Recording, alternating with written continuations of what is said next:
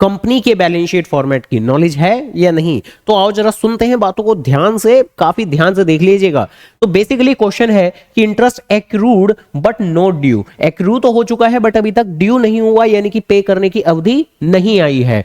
On debentures, on debenture, तो इसको कहां दिखाया जाएगा? देखिए आमतौर पर बहुत से बच्चे जो एमसीक्यूज पढ़ते नहीं हैं अच्छे से, लॉजिक के हिसाब से तुक्केबाजी लगाते हैं, तो आमतौर पर वो इस तरह से सोचते हैं कि डिबेंचर जो कि है वो एक लायबिलिटी है, तो उसके ऊपर का इंटरेस्ट भी तो लायबिलिटी ही होगा, तो लायबिलिटी लगाना चाहिए। लेकिन यहां पर वो एक जरूरी बात भूल जाते हैं कि ध्यान रखिएगा मेरे बाबू कि ये जो ये एक्रूड शब्द है ये कभी भी आपके एक्सपेंस के केस में नहीं बल्कि इनकम के केस में आता है।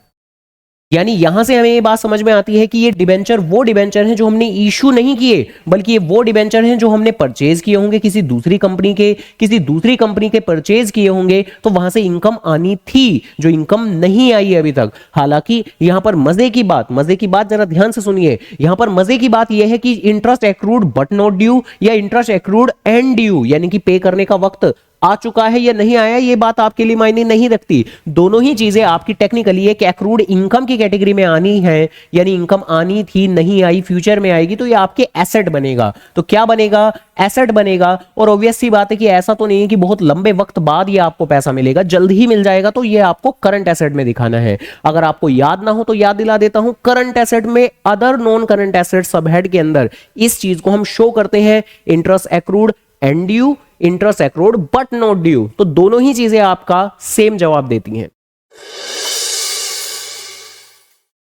तो करना, करो ना भाई, क्यों नहीं कर रहे?